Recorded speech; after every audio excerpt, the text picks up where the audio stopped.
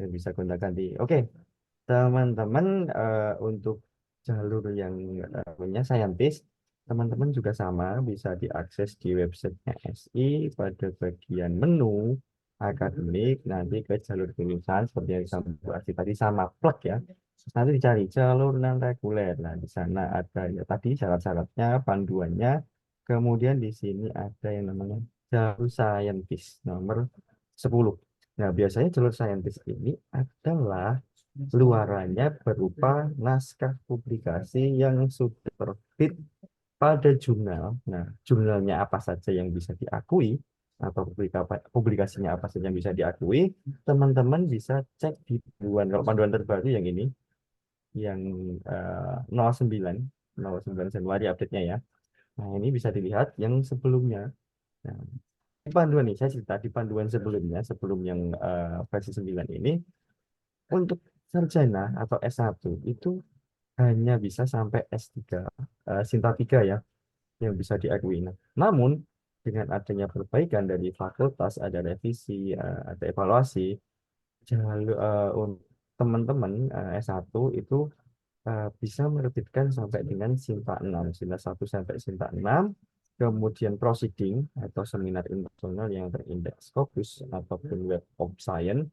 Kalau contohnya proceeding internasional itu yang IEEE, jadi ada IEEE itu bisa kayak IO, ICP ya kayak gini. Ini juga salah satu terbitannya. Nanti dia pasti luarannya ke IEEE ya teman-teman. Nah ini luarannya kayak seperti misal di sini publik. Ini proceeding internasional. Nah, artinya contohnya ya, contoh proceeding internasional.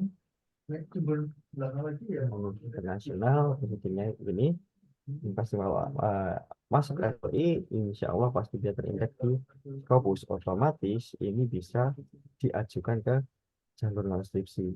Nah, kemudian sepertinya dulu di sosialisasi panduan juga pernah ada ya teman-teman. Nah, ketentuan untuk jalur saintis ini perlu diperhatikan ini di panduannya di bagian 1.1.2 itu ketentuan naskah, yaitu mahasiswa yang akan memilih jalur saintis sebagai syarat kelulusan maka wajib memperhatikan ketentuan naskah ilmiah sebagai berikut.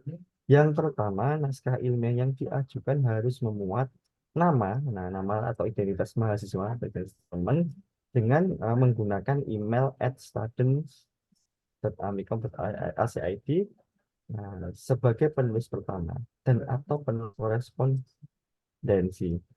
Nah, kemudian eh, poin kedua yaitu naskah ilmiah yang harus diajukan sekurang-kurangnya memuat satu orang dosen dengan ekstensi @amikom.ac.id, nah, kemudian berafiliasi dengan Amikom, catatan akademik yang biasanya yang sudah membimbing. Kemudian nomor tiga, nama atau identitas dosen yang termuat dalam naskah ilmiah sebagaimana tersebut di poin 2 atau poin B merupakan dosen yang berkolaborasi dengan mahasiswa. Nah, berkolaborasi dengan mahasiswa itu kayak gimana? Intinya mulai dari misal semester 4, semester 5, atau semester 6, sering kolaborasi, sering diskusi, dalam penelitiannya eh, dosen, mahasiswa nggak bantu dosen bikin nggak penelitian atau ngambil topik dan dari dosen, kemudian dosen menyarankan itu dipublish di jurnal, atau mahasiswa berinisiatif meminta izin, Pak kalau atau Ibu bagaimana kalau hasil penelitian ini saya publish di jurnal ataupun proceeding internasional. Nah, ketika sudah di ACC ya silahkan di submit, nanti ditunggu reviewnya. Kemudian naskah yang bisa diusulkan itu statusnya harus sudah publish, tidak hanya LOI ya teman-teman kalau menurut panduan ini. Nah, itu pada jurnal maupun proceeding tingkat nasional maupun internasional. Nah, jadi kita harus pandai-pandai juga memilih mana naskah jurnal yang terbitnya cepat dan ada juga yang terbitnya lama. Kemudian naskah, nah ini yang diajukan itu statusnya aktif, tidak termasuk discontinue atau predator. Ini khusus yang jurnal terkenal ya, di yang ini, yang atas sendiri, jurnal terindeks apa namanya, Scopus ataupun WOS dari Q1 sampai dengan Q4. Oke, kemudian untuk naskah ilmiah yang termuat pada posting nasional maupun internasional, mahasiswa wajib berstatus juga sebagai presenter. Jadi nanti kalau conference itu yang presentasi adalah mahasiswanya bukan dosennya, gitu ya. Nah, ini bisa dicermati di tabel ini ya, yang bisa diajukan yang mana. Oke, jadi nanti misal ada final project dari mata kuliah teman-teman yang bisa diajukan ke non skripsi melalui yang saintis, regular saintis, ya bisa aja nanti dibuat ke jurnalnya, Sinta 4, 5, 6 ataupun Sinta 1, 2, 3 ataupun proceeding atau seminar lokal ataupun jurnal internasional. Nah, tergantung nanti hasil final projectnya, tinggal improve sih sebenarnya diimprove, kemudian diskusi dengan dosen. Nah, gitu ya Bu Ika ya biasanya ya. Diskusi dengan dosen, ngobrol, cocoknya kalau dibawa arahnya ke penelitian kayak gimana. Nah, kalau memungkinkan dibawa ke jurnal ya sebaiknya ke sana. Karena apa? Eh, lebih ya menurut saya lebih lebih efisien prosesnya di sana udah review itu sebenarnya sama dengan kayak ujian sih. Ujian pendadaran itu kan sebenarnya reviewnya di sana. Kalau jurnal namanya di peer review. Nah makanya kan peer review ini sangat penting. Pastikan memilih jurnal dengan yang bagus sih.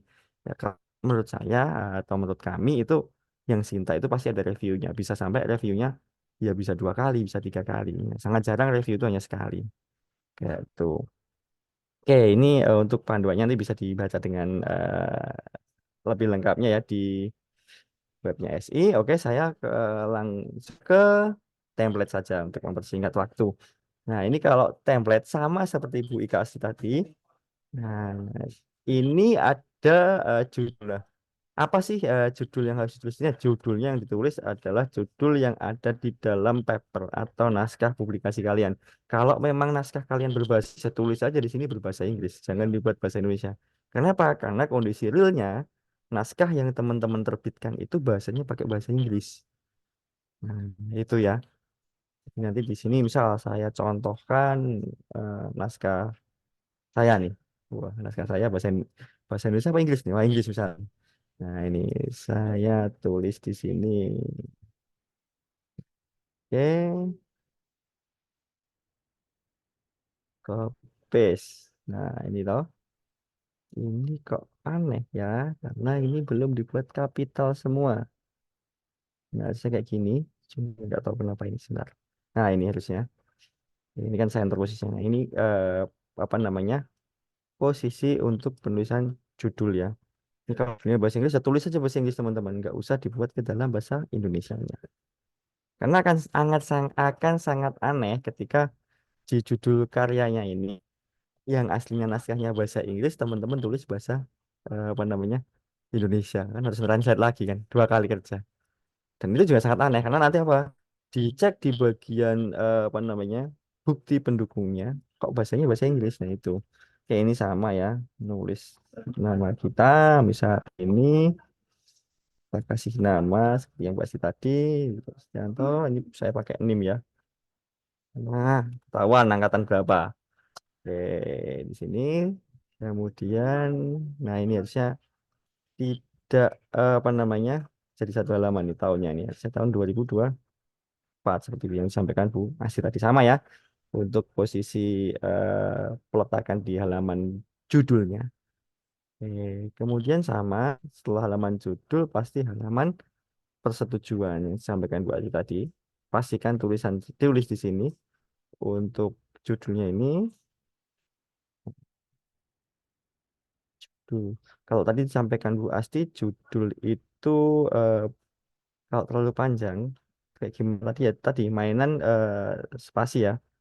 Oke, ini judul saya nggak tahu berapa berapa jumlah katanya. Kita hitung aja, 1, 2, 3, 4, 5, 6, 7, 8, 9, 10, 11, 12 ya.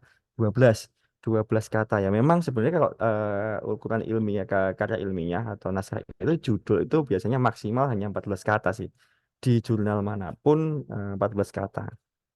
Kalau enggak 14 kata biasanya disuruh memperbaiki oleh ya pertama dari editor dulu. Nah ini modelnya kayak gini. Saya rubah, kita rubah. Nah, sama ini misal saya ngulangi ya pasti ya. Nah, nama seperti tadi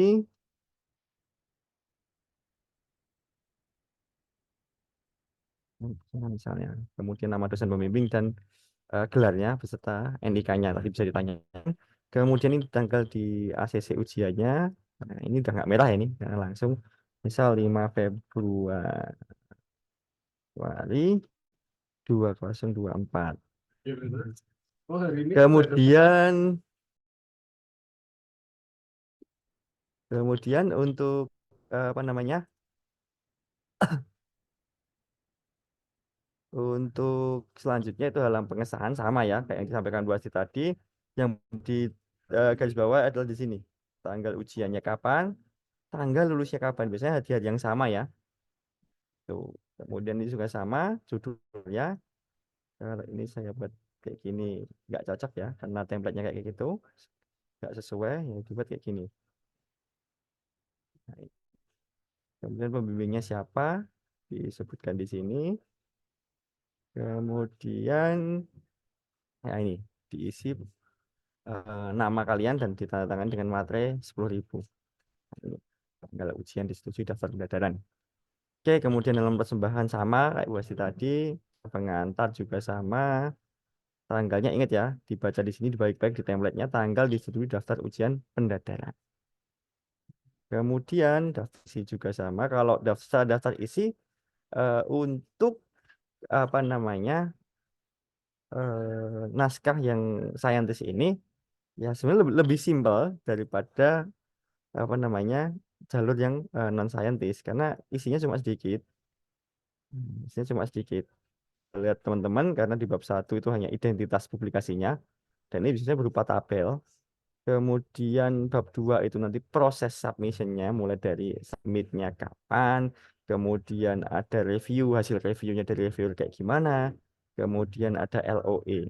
Kemudian ada sertifikat ini opsional. Sertifikat ini didapatkan oleh teman-teman yang nantinya ngambilnya melalui luaran berupa proceeding, seminar. Biasanya ada sertifikat presenter atau sertifikat penulis. Kalau jurnal itu jarang yang memberi sertifikat ya teman-teman. Kebanyakan memang yang seminar nasional. Kemudian di bab 3 itu adalah kalian salin aja isi dari apa namanya dari naskah atau paper Anda yang sudah terbit tinggal disalin aja. Lebih cepat sebenarnya. Lebih cepat ngisinya. Oke, kita langsung ke bab 1 ya. Tadi untuk naskah untuk ngedit-ngedit sini ya jumlah halaman ngapus ya sama seperti Bu Asit yang disampaikan Bu Asit tadi ya. Intinya kayak gitu. Oke. Kemudian nah view. Nah, ini kan sama nanti diedit dihapus di sana. Oke, saya lanjutkan ini bab 1 ya. Nah, kita bab 1 ini adalah terkait identitas publikasi. Ya, di sini kita harus menyampaikan jurnal tujuan kita atau jurnal tempat naskah artikel ilmiah kita itu terbit di mana. Misal nih, saya apa namanya? Contohkan satu naskah di mana ya punya saya contoh saja di Matrix Bumi Koran ini satu contoh naskah yang di luarnya di Sinta 2 atau kalau lama ladinya ya yang udah ada aja ini di apa namanya di Joif nih. Nah di Joif kemarin saya terbit 2 kali di sini ya ada di 74 sama di 73 ini yang 73 aja di halaman 73 naskahnya kita coba cari search nama saya misal ketemu.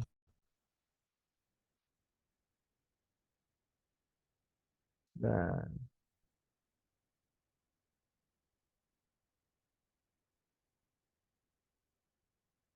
nah ini naskahnya ini.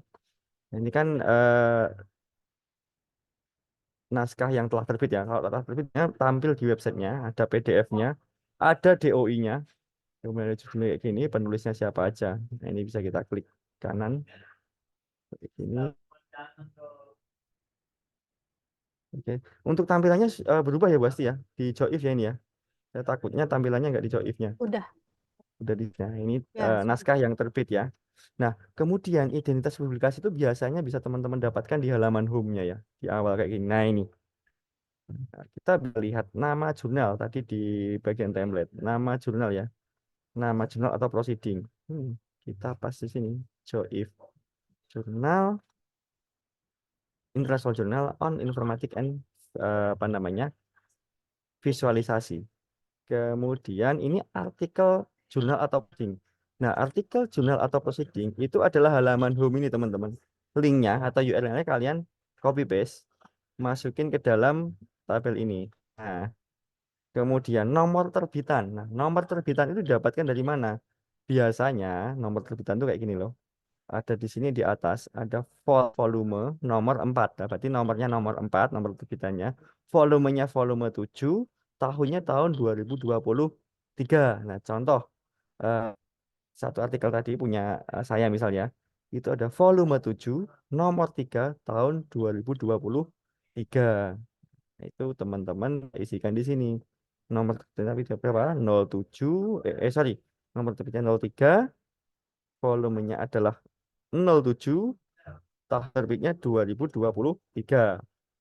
Kemudian ISSN atau ISBN itu salah satu saja yang diisi ya. Biasanya ISBN ini dimiliki oleh proceeding ya. Proceeding itu biasanya pakai ISBN. Kalau jurnal biasanya pakai ISSN. Nah, ISSN itu ada dua, teman-teman. Ada yang dia sifatnya cetak dan juga dia sifatnya elektronik. Nah, ini ada yang ISSN dan juga EISSN. Nah, yang dipakai yang di mana? Bebas. Kamu pakai salah satu aja boleh. Nah, kalian masukin dua-duanya juga boleh, gitu aja ngisinya dua. Karena apa? Sama. Karena apa? Setiap naskah publikasi itu pasti terregister nomor ISSN atau EISSN. Nah, ini dua. Salah satu aja. Atau mau dibikin dua-duanya kayak gini juga nggak masalah. Kalau ISBN itu biasanya proceeding nanti saya kasih contohnya ya. Nah, kalau ISBN itu modelnya kayak gini. ISBN biasanya angkanya lebih panjang nih, contohnya nih di prosesinya apa, seminar nasional ya. Seminarnya apa? Misalnya judulnya ini. Kemudian ISBN itu bisa didapatkan di sini. ISBN-nya ini. Ini panjang nih. Elektronik, ISBN atau yang print. Ambil salah satu. Kita juga biasa pakai ISSN. Tapi kalau proses internasional itu lebih prefer ke ISBN. Sama aja sih, itu hanya untuk nomor identifier aja kayak DOI juga. Oke, saya balik lagi. Untuk pengisian ISBN tadi, ini kalau biasanya proceeding. Kalau nggak ada memang kosongin aja biasanya. Ambil salah satu ISSN atau ISBN. Nah, indeksnya bagi siapa? Indeksnya biasanya kalau jurnal itu ada di halaman home, teman-teman. Kayak Joif nih. Indeksinya banyak banget nih. Abstracted or indexed by, misal ada Scopus, Scholar, ada DOAJ, Sinta misal. Nah, itu sesuai dengan syaratnya tadi. Scopus, Scholar, DOAJ, Sinta. Nah, di sini saya ngambil keberhubungan internasional, berarti saya ambil, sebenarnya bisa saya masukin Sinta, itu pasti Sinta satu kalau internasional kayak gini. Kalau kita ambil yang tertinggi, itu dia apa? Scopusnya. Berarti kita indeksnya kita sebutkan Scopus, Q-nya Q berapa? Misal Q4. Nah, tahunnya Q4 atau Q3 kayak gimana nih? Biasanya di websitenya udah muncul nih. Q kuartilnya berapa? Q4 misal. Nah, itu teman-teman. Kemudian penerbitnya siapa? Penerbit itu biasanya juga ada di website jurnalnya. Biasanya di bagian bawah nih. Di bagian bawah diterbitkan oleh siapa nih? Nah, ini. Organized by Society of Visual Informatics and Institute of Visual Informatics UKM dan Soft Computing and Data Mining of UTHM. Atau biasanya kalau nggak tertulis di sana, dia akan tertulis juga di atasnya ini. Organized atau collaboration. Biasanya ini yang dinamakan penerbitnya. Nah, masing-masing jurnal pasti berbeda karena penyelenggara atau penerbitnya juga berbeda. Yes, sebagai contoh nih, Bumi Gora. Ini Bumi Gora ya. Nah, ini kadang kalau di depan tadi informasi nggak jelas ini, SS-nya di sini ini saya nggak bisa dikopas. Nah, atau teman-teman bisa ke about jurnalnya mana? About jurnal. Udah dihilangin, harusnya ada di about jurnalnya ini. Kalau enggak ini memang ini nggak bisa dikopas, jadi harus ditulis manual ISSN atau ISSN-nya. Kemudian tadi volume, nomor, dan tahunnya. Kemudian tadi yang saya sampaikan penerbit. Nah, penerbitnya ini loh, publish by atau organisasi. Penerbitnya adalah LPPM Universitas Bumi Gora. Contohnya kayak gitu. Oke, itu ya, itu contoh untuk penerbit.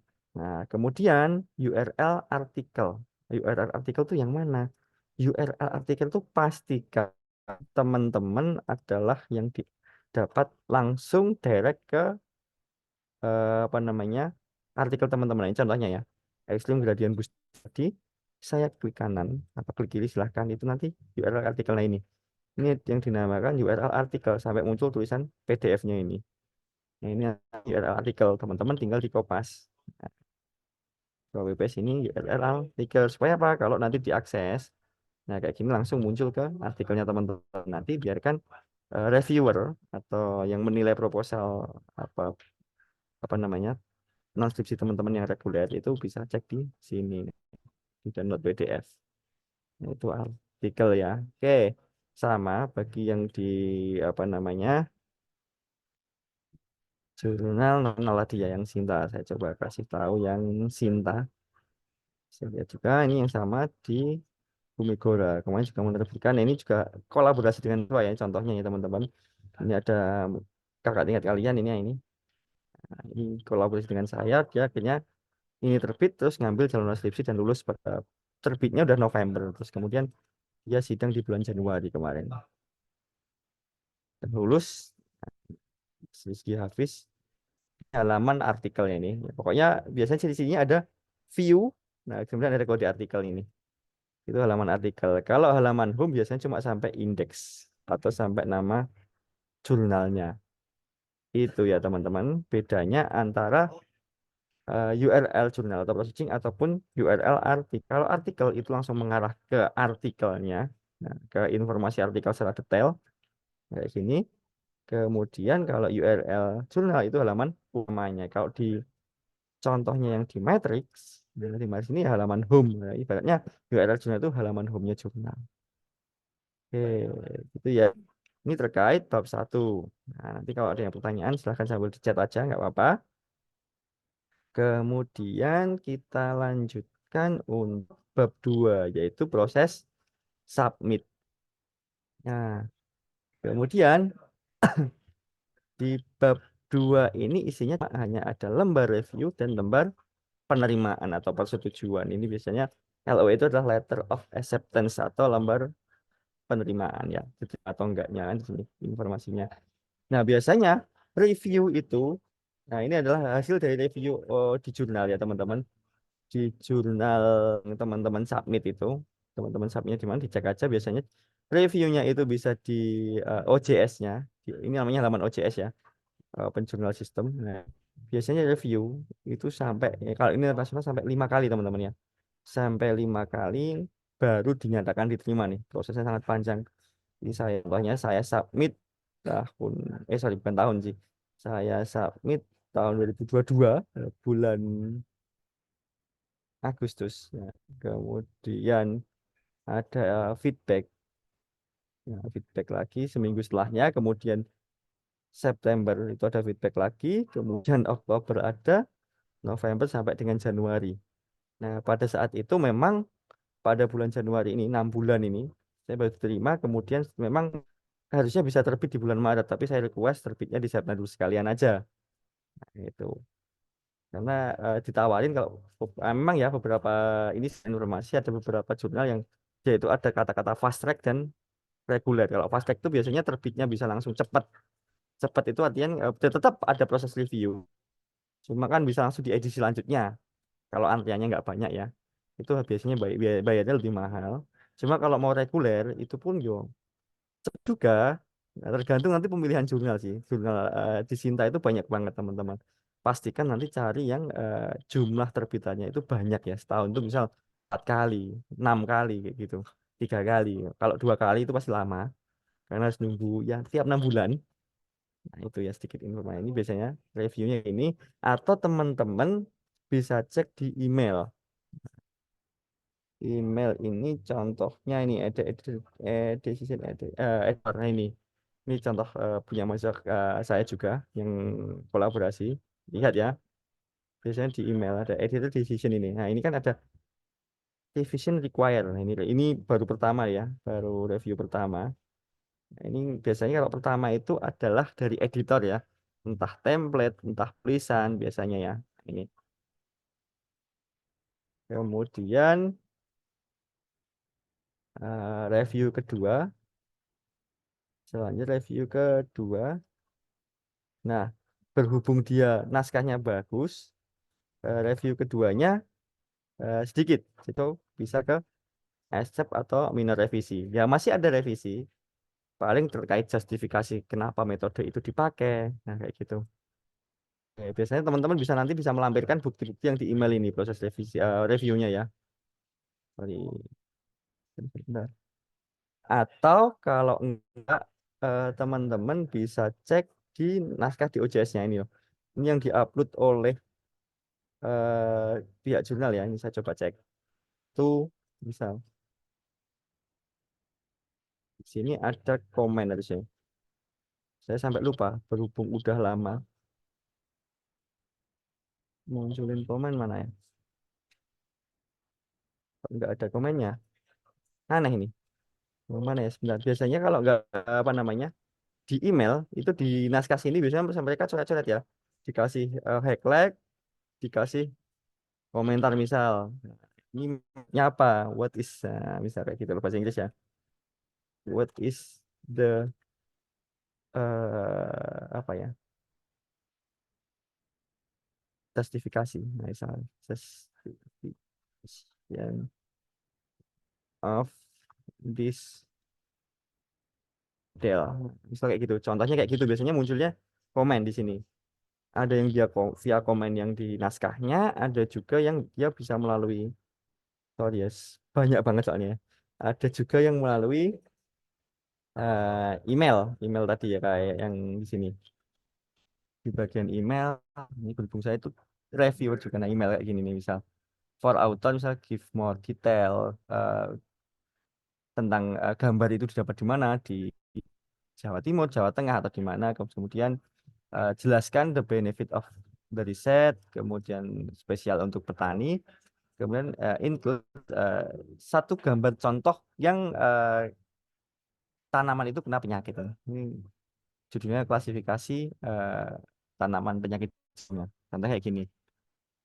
Kemudian saya coba eh, contohkan lagi, saya tak loading yang di bagian ya teman-teman. Nah, itu ada juga yang diinfokan via OJS-nya. Nah, mohon izin untuk submit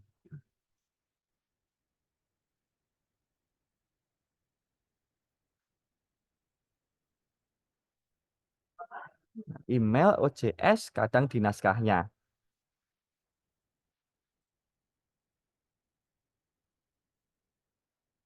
Sudah muncul ya pasti ya ini. Sudah, Pak. Ya, nah, dimasukkan di sini biasanya. Tuh kan. Nah, di sini. Kemudian di sini ini ada pokoknya dok-dok yang diupload oleh apa namanya si pengelola jurnal ini biasanya di dalamnya ada komen-komen tadi. Nah, jadi teman-teman ketika submit ya itu tadi apa namanya dicek berkala ya di bagian OJS-nya. Jadi kayak tutorial juga nih saya nggak cuma template-nya aja. Nah itu bukti-bukti komen-komen tadi itu dimasukkan ke dalam review run. Bisa saja bentuknya screenshot atau teman-teman buat tabel kemudian namanya di copy paste di dalam tabel tersebut sih di bagian isian ini. Nah, itu. Kemudian LOE itu bentuknya ada dua teman-teman. LOE bisa berupa dokumen, bisa berupa dokumen PDF. Memang ya nggak semua jurnal itu ngasih LOE PDF. Yang resmi kayak gini nih, yang resmi LOE dari jurnal. Yang ya jurnal nggak semua sih, nggak semua juga bakal ngasih kayak gini. Karena ada beberapa jurnal yang hanya dia itu email bisa dianggap oleh bisa jadi LOE. Ya, contoh kayak gini nih. Ah, contoh yang decisionnya. Nah, ini kayak gini. Ini juga bisa apa namanya dianggap juga atau bisa dilaporkan juga sebagai LOE ini loh ada tulisannya accept submission. Nah, itu ini nah kemudian ada disuruh bayar nih contohnya Ada beberapa personil yang bayar. Nah ini accepted submission ini adalah bukti LOI. Nah ini bisa di print ya, bisa di print atau teman-teman bisa screenshot, bisa dimasukkan ke dalam naskah tadi. Ini bisa di print ke PDF sebenarnya. Nah ini kan sama, itu juga nggak masalah. Jadi LOA. Jadinya kalau yang di reviewan itu bukti review dari reviewernya, misal komentarnya apa saja. Kemudian kalau LOA itu adalah gambar, biasanya bukan gambar atau PDF screenshot aja lah. Jadi bahwasanya naskah Anda sudah diterbitkan. Nah, kalau ini biasanya sertifikat. Contoh sertifikat. Sebentar. Contoh sertifikat presenter itu sebentar teman-teman. Tak ambilin salah satu contoh. Sertifikat presenter.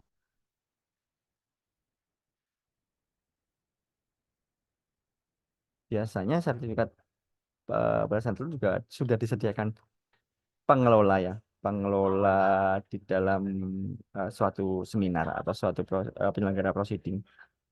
Misal saya infokan sertifikatnya. Tuh.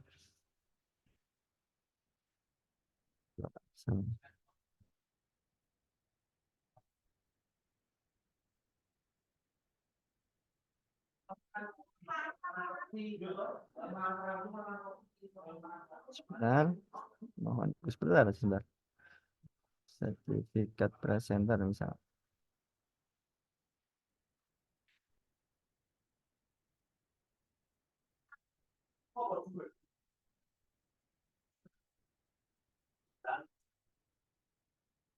Nah, kayak gini teman-teman ya, yang tadi dimaksudkan oleh sertifikat presenter atau sebagai yang presentasi ya di dalam seminar atau proceeding internasional yang terindeks Scopus. Contohnya kayak gini. Biasanya ini disediakan oleh panitia. Nanti ketika selesai presentasi, biasanya diberikan sertifikat presenter. Itu untuk apa namanya? Terkait bab 2 ya. Bab 2 untuk yang saintis. Sangat gampang sekali, sangat simpel kalau dibandingkan dengan non saintis. Ya, benar ya Bu Asti ya. Karena hanya tinggal salin, salin dan salin. Dan itu buktinya sudah pasti sudah ada. Kayak gitu. Kemudian kita lanjut ke bab 3. Nah, bab 3 ini sebenarnya tinggal nyalin aja ya teman-teman. Salin aja dari naskah asli nih. Udah ada keterangannya. Sebagai contoh. Tadi mana pihak saya.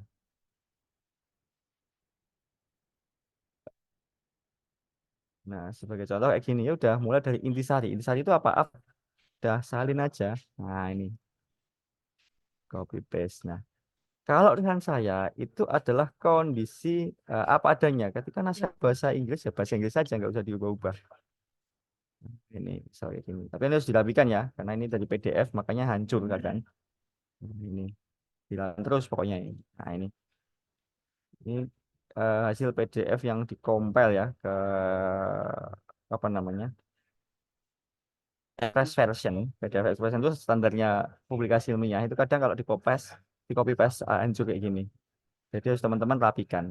Nah, atau kalau memang Juga ya gimana? tadi ini kita masih di sertifikat Oh, masih sertifikat. Sebentar, sebentar. ya. Sorry. Oke. Oke. Bentar, sebentar. Nah, oke. Tadi kan sudah jelas ya sertifikat di sini. Saya lanjut ke bab 3. Kalau bab 3 itu teman-teman apa namanya? Bisa salin semua isi ini dari mana? Dari naskah ilmiah teman-teman. Kopas saja dari isi naskahnya ini. Misal contohnya nih, naskahnya ini. Ya udah, salin aja. Intisari itu apa? Biasanya intisari itu abstrak, salin. Nah, kalau bisa memang sesuai dengan kondisi realnya ya. Kalau naskah Inggris ya, Inggris saja yang disalin Inggris. Pendahuluan metode lengkap. Naskah paling pol berapa sih naskah itu kan enggak. Naskah ilmiah itu paling pol ya 6 ya bisa sampai paling banter 14 halaman lah ya. Paling banter. Nah, paling dikit ya 6 itu biasanya kayak gitu. Nah, ini tinggal disalin aja semua isinya ke dalam pendahuluan. Jangan di screenshot loh ya, disalin loh ya. Nah, terus kemudian ini juga sama pakai Mendeley atau bisa diambil dari kalau teman-teman naskahnya ngambilnya dari apa namanya Word ya langsung biasanya Mendeley-nya auto di kopas di sini. Gitu ini isinya ya. Kemudian apakah ada lampiran? Lampirannya itu ada naskahnya baru dilampirkan. Nanti di merger dalam bentuk PDF ya. Kemudian ketika eksperimennya pakai data, datanya di share ya. Nah, kalau yang di sini biasanya link aja ya, dimasukkan ke dalam drive teman-teman dan pastikan itu open.